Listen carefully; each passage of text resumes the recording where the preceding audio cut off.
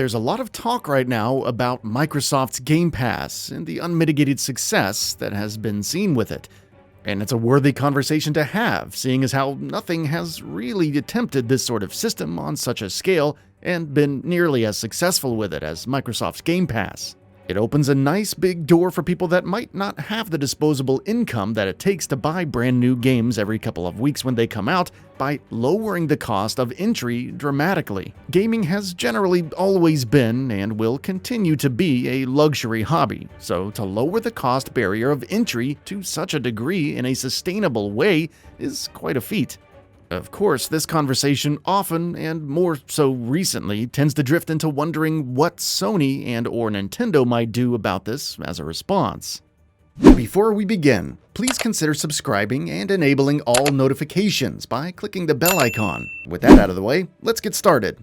Sony, being more of a one-to-one competitor with Microsoft in the gaming space, might be feeling the pressure to respond in some way to Game Pass, and it's hard to argue that they shouldn't.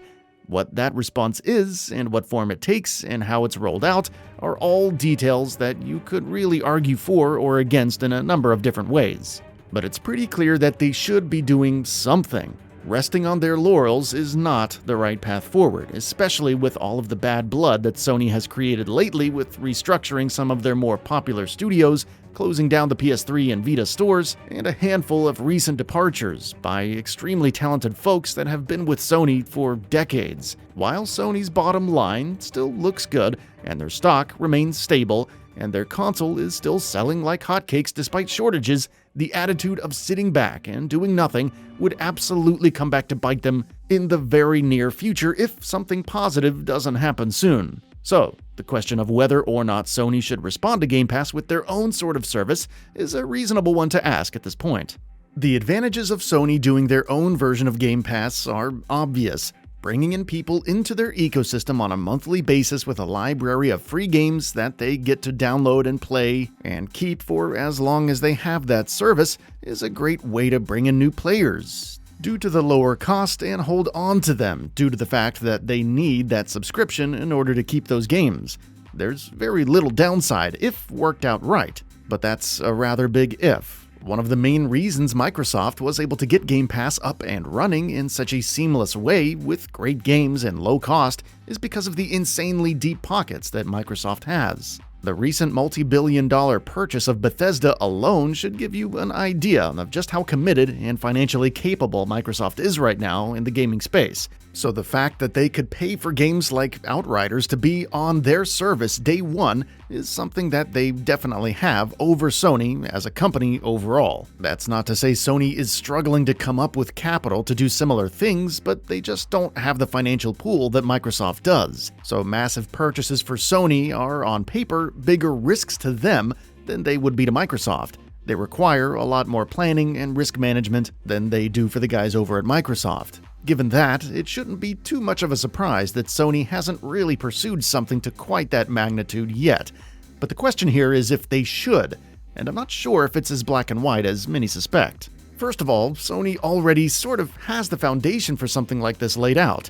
PlayStation Plus is a monthly service that gives you games on a monthly basis that you can download and have on your system for as long as you have PlayStation Plus. It doesn't work exactly the same way that Game Pass does, because those games are only available to claim on a monthly basis, and once their month is over, your right to claim them for free goes away. But after a year or two of having PS Plus and claiming those games, you will have amassed a pretty sizable library of games that you likely would have paid more for had you bought them all on day one at retail price. So the act of scrolling through your games that you've claimed through PS Plus and picking one to play is effectively not all that different from Game Pass after you've had it for a while. The only difference is, if you haven't claimed them deliberately by the time the month is gone, then you've missed your chance to have them, whereas they're always on Game Pass until they're deliberately taken off. So if Sony really wanted to mimic Game Pass, they could simply change that aspect of it, and you would have it right there.